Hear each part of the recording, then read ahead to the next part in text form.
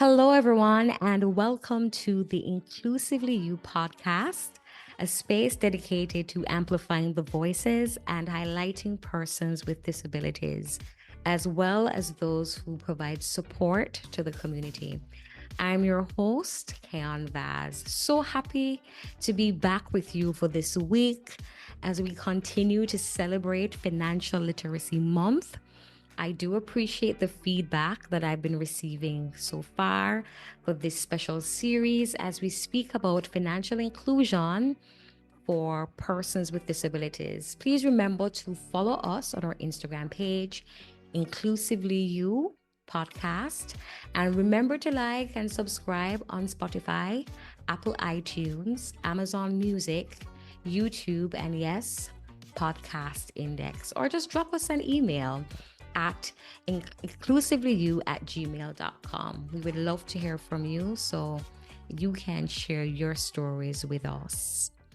Now, building generational wealth is a powerful tool for creating financial security that can last for multiple generations. When you build generational wealth, you are creating a legacy that can benefit your family members, including your children, grandchildren, and beyond. In this week's conversation, we are delving into the topic of building generational wealth for you and your family. We will be exploring the different strategies and techniques that can be used to build wealth that can last for a lifetime. I am thrilled to have with us for this episode JMMB's Group Financial Planning Performance Specialist, Karlene Kelly-Reid. Hi, Karlene. Thank you so much for joining us. Hi, Keon. Thank you so much for having me. Awesome. Before we start our conversation about generational wealth, can you just share with us the JMMB Bank's mandate for our listeners? Sure. So, JMMB was founded in 1992 with a primary mandate that our founder, Joan Duncan, had a vision, and her vision was she was committed to the belief that every Jamaican, no matter what stage they are in life, irrespective of status, income, age, whatever, that every Jamaican had an opportunity to achieve their financial goals through a partnership with JMMB.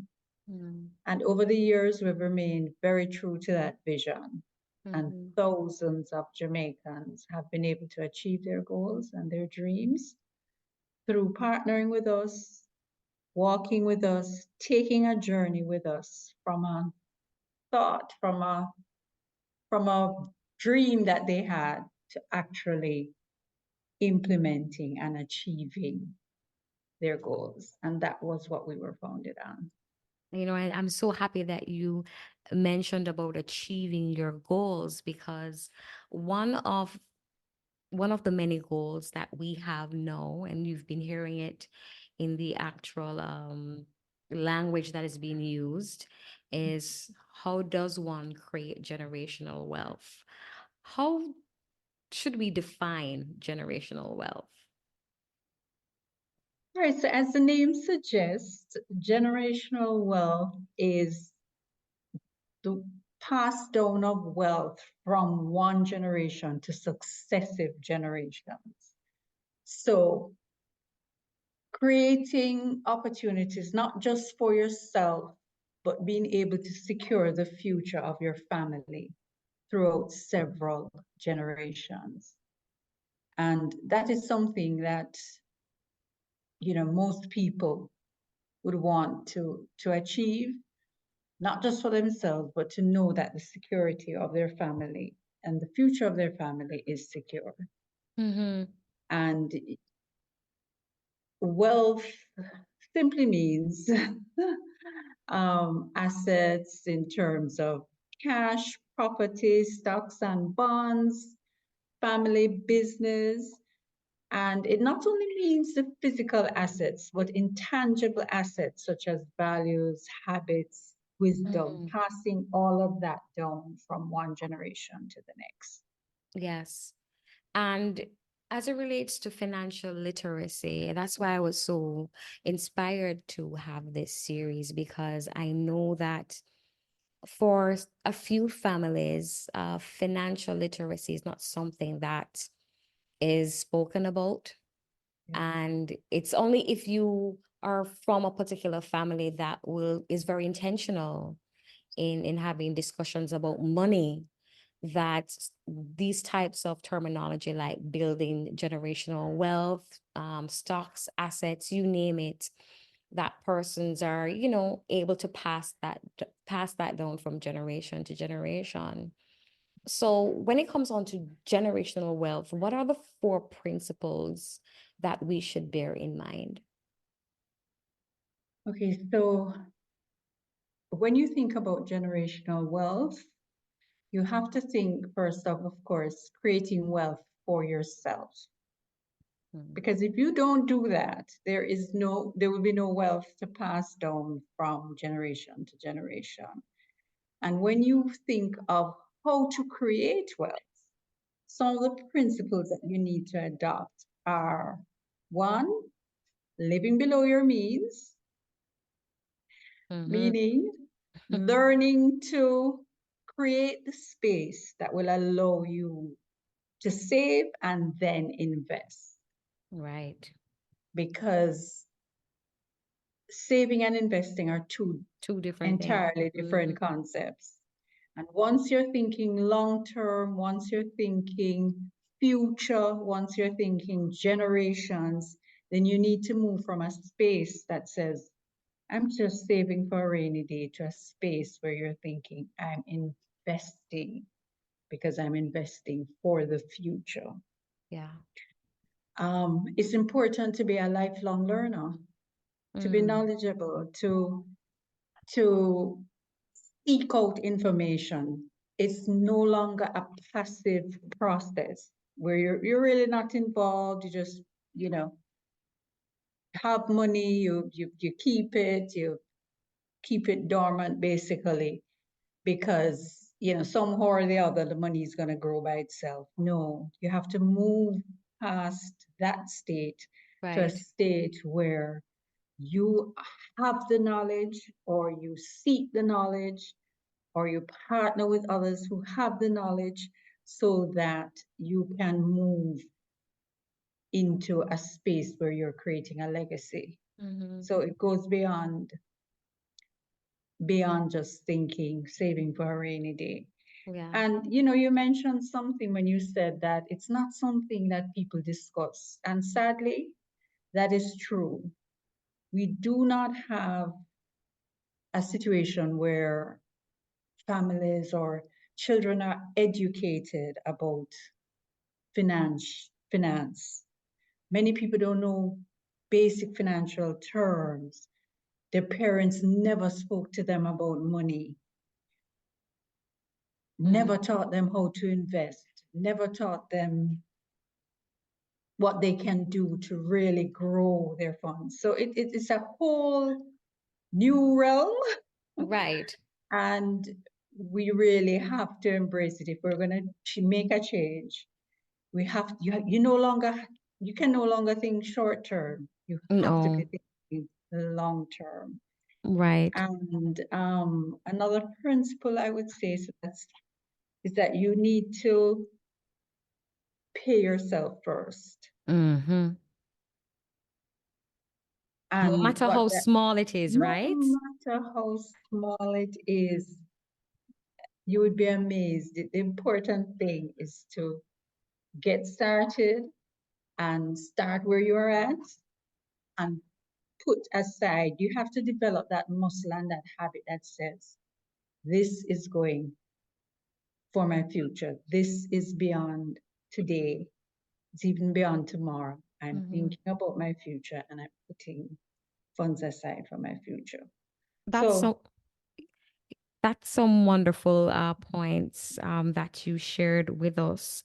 In addition to those points, I saw a meme that says, "The more you learn is the more you earn." So upskilling yes, is definitely one way of creating that space and being that lifelong learner Yes, where you have additional skills where you know can earn from that in creating passive income. yes, for So you're sure. so you're able now to have more money at your disposal to put in various investments, pretty much that is being offered in the Yes, market. yes, for sure. You know, I can't tell you how many times I beat myself up to say, boy, I wish I knew.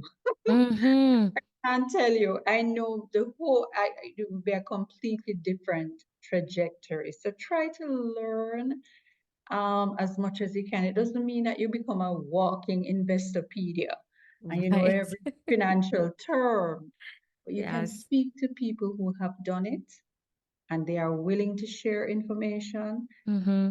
Be surprised how willing they are actually to help you to learn Yes. more about how did they accumulate their wealth? What Mm-hmm. did they do? What are some of the key points that they would have gained or learned over time?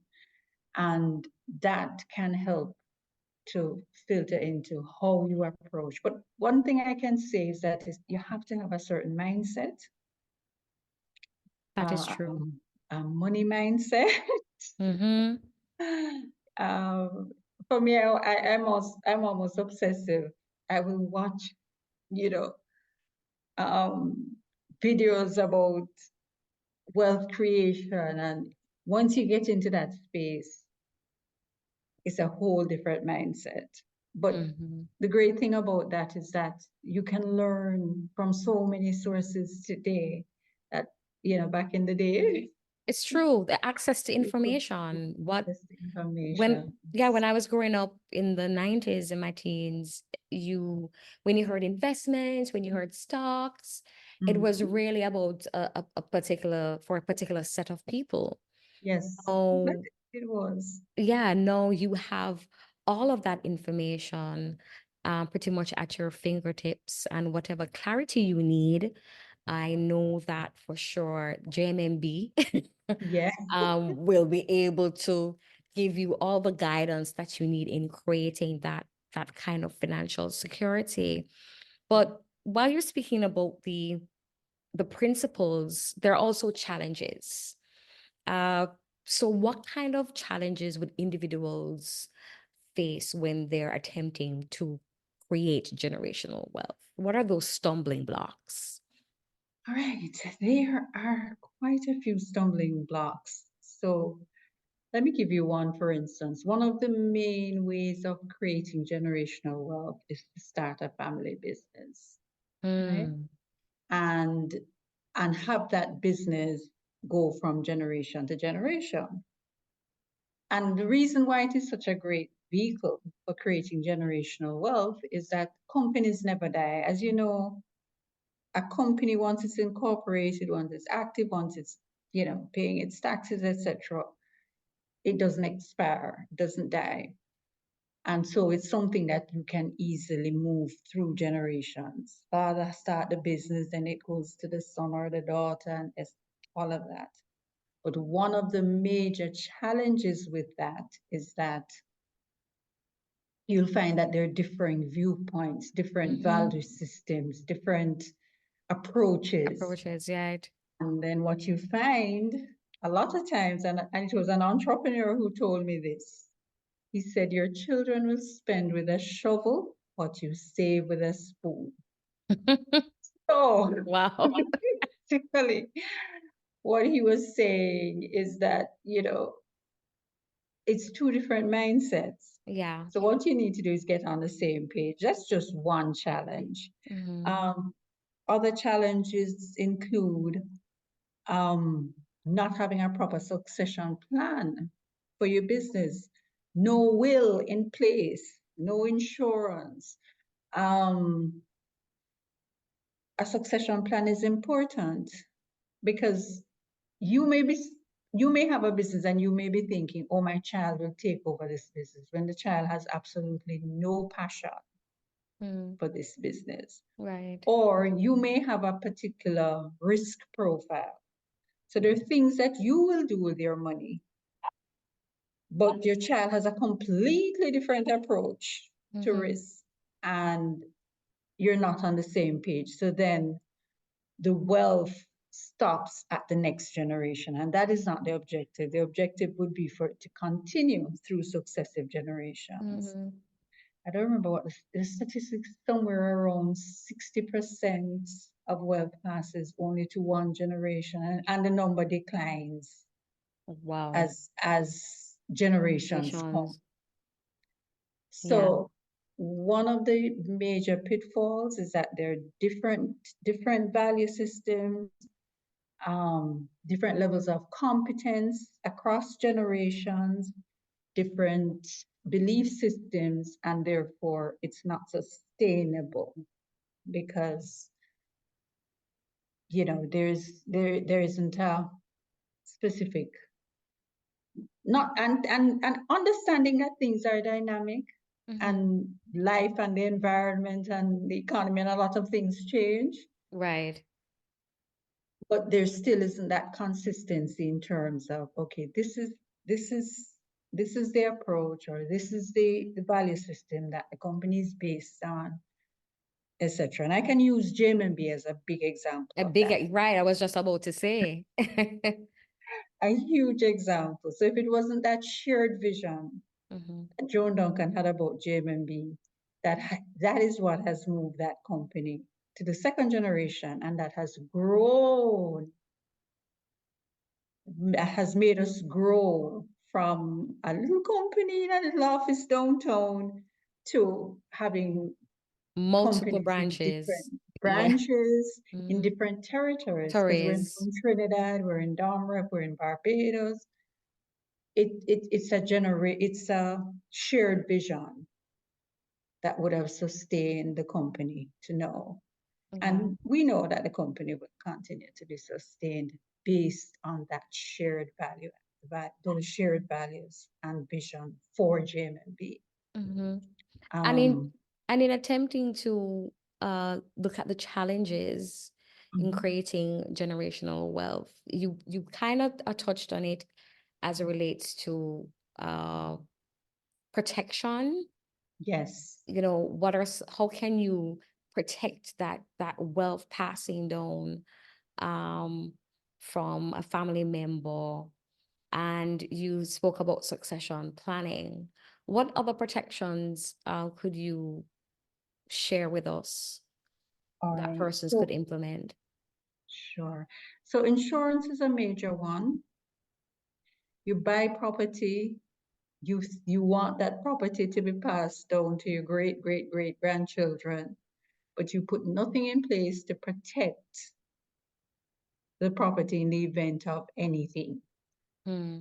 In the event that it's destroyed by fire or anything. So you Earthquake, need to natural or disasters. natural disasters, Hmm. etc. So you need to actually think about how are you protecting the assets that you want to pass on. Ensure that you have a will and do some form of estate planning so that your wishes are clearly defined and you Hmm. don't have a situation where there's chaos Right. and nobody knows what is supposed to happen, and with the property, and then you leave your estate or the legacy that you wanted to leave, you leave it vulnerable to leaving your family or no longer being there Yeah. as part of your generational wealth. Right. um, it's good to diversify. Mm-hmm. Diversification is good because in the event that something doesn't work out, you bought this asset, maybe a stock, and you thought that that company would be around and you'd be able to pass those stocks. By the way, the stocks are a good way to pass wealth from one generation, because like Generation to the when you're next. investing in a company, and companies don't die. Mm-hmm. So, I mean, I can tell you from my own personal experience, my grandfather bought into Scotiabank when Scotia would have just listed. on the Jamaica Stock Exchange. He died from 1983, Wow. and the family still has those exposure shares and still collects dividends Haha, on look at those that. exposure Look at shares yes. years after his death. So that's just a simple example. Right. But if you diversify, the more you can diversify, then it's a form of protection because something is not working, then of course you can fall back on the other, or something is up or something is down, something else might be up. For example, the stock price might have gone down, but the real estate value is up. So you want to diversify as much as possible. You want to have a will, clearly communicate what your desires are for, and having a will too is very tax efficient because you pay less taxes, so there's more for your estate, That's a more very of good an point. estate to pass Mm-hmm. on to the next generation. Yeah. And of course, having insurance, those are all protective mechanisms. And what a major one is communicating openly with your family. So that Mm-hmm. sharing knowledge, teaching children about financial literacy, Mm-hmm. passing the knowledge down will also help to protect the generational wealth because the more educated the children are, then they're not likely to make maybe some mistakes that you made. You know, you can pass down the lessons as well and the wisdom so that things are protected. So there are several ways that you can protect generational wealth as it's passed on. Those are just a few. Yes, very, very informative. Yes, very insightful. When I was listening to you, I was like, okay, so now that we have those mechanisms in place and how to protect, we still have to have that strong foundation as it relates to cultivating a habit of consistent saving and Yes, knowing how to budget. Because while you can have that wealth, if you don't have these sort of disciplines in place, you can blow it.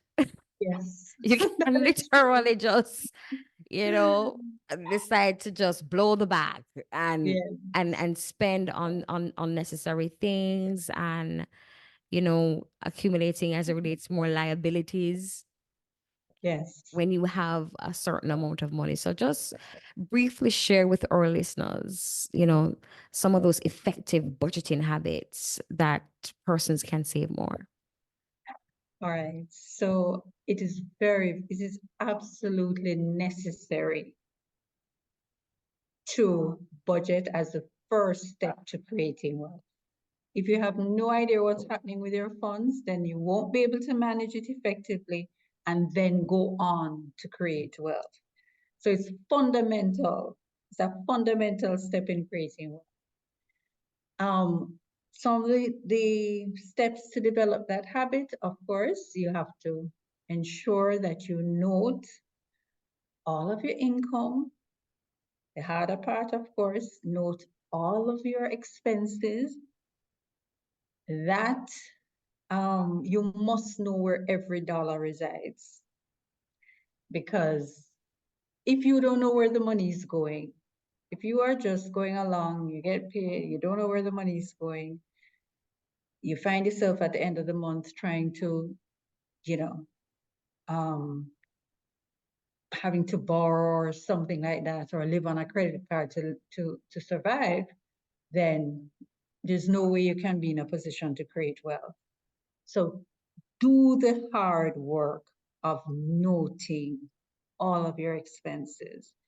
Then you have to build in money for debt reduction because it doesn't make sense. You won't be able to save and invest until you deal with the matter of debt. Mm-hmm. So you have to go through the process, live below your means. That's a muscle that you have to develop. You have to know the difference between luxuries and needs. You have to cut expenditure where necessary, and there are a number of ways that you can do that. and ensure that you build in money now for saving and investing. Yes. Once you have built up an emergency fund, and it's important to build an emergency fund because if you don't, then one emergency and you wipe out the money that you were hoping to put towards your wealth creation plan. So you have to establish that emergency fund, 3 to 6 months minimum of living expenses, and then move into a situation now where you start to invest. And as I mentioned before, investing is a more proactive process. It is a more, it's definitely a more active process, less passive to growing your funds for future use. Mm-hmm. So those are the basic steps. Minimize or eliminate as much debt as possible. Build that emergency fund so that your plans don't get derailed based on something unexpected happening. And then building money for saving and investing. And start by trying to save at least 10% of your income Mm-hmm. every month, Right. at Thank you. least. Yes. Thank you so much for those practical tips that you shared with us. And I know it's not going to just stop here because I know that JMMB pretty much offers financial solutions for everybody. Yes, we do. And I just want for you to share with our listeners what are some upcoming events that the JMMB family has in store for the rest of the year, or even what are some of the services being offered from the organization? Right. So thank you so much for that question. And what I'm excited to let you know is that there's always something happening at JMMB. We have our Dollars and Good Sense blog. So you just Google JMMB Dollars and Good Sense. And there you find lots of articles that deal with many, many different topics. You remember I said you have to try to be as knowledgeable as Yes, a possible. lifelong learner. Information, lifelong learner. The information is right there at your fingertips. Then, and also with JMMB, you always have the ability to have a free goal planning session in Mm, any of our branches. So you can walk into a branch, you can make an appointment, and you can speak with someone who will take you through that process, including the budgeting process. amazing. We have the budget sheets. We go through the budget with you. We help where you can cut, where you can create multiple sources of income, something I didn't mention, but is also very important in this process. On YouTube, we have snippets of our annual signature event, Elevate. Mm-hmm. Still online. You can go and watch any of our Goal Getter series. And that's where we have a number of topics that are dealt with, whether from acquiring real estate, the stock market, you know, there's so many different topics that we deal with, and they're all there on our YouTube channel, JMMB's YouTube channel. So there's Yeah. always something happening at JMMB just by accessing these resources that Mm-hmm. are available. Right. Thank you so much for sharing with us, folks. You Most can't say you welcome. didn't hear. It is financial literacy month, and we want for persons from the community to take advantage of these free resources that JMMB is offering to their clients, to persons who may not even know where to start. They get very granular, from basic right up to, how and where you can invest. So thank you so much for sharing that information with us. I didn't want to end the podcast without just going through a few pointers that Karlene shared with us about creating generational wealth. And she mentioned about creating wealth for yourself is very much important. These are some of the principles that you should adopt: living below your means and learning to create that space where you can invest. And of course, learn how to be a lifelong learner, understanding about finances and what's taking place in the finance industry. And most importantly, you need to pay yourself first. And she also spoke about, in terms of protecting generational wealth, having a will in place, having insurance in place, estate planning, and knowing how to diversify, and effective budgeting as well. Um, Confront your debts. I think that is something that we should have mentioned, Carlene, because a lot of people don't like to confront that. That is true. There's a shame that comes with it, but you have to confront it Yes. and just find solutions. And of course, persons from the JMMB group is there to take you on that journey. Thank you so much.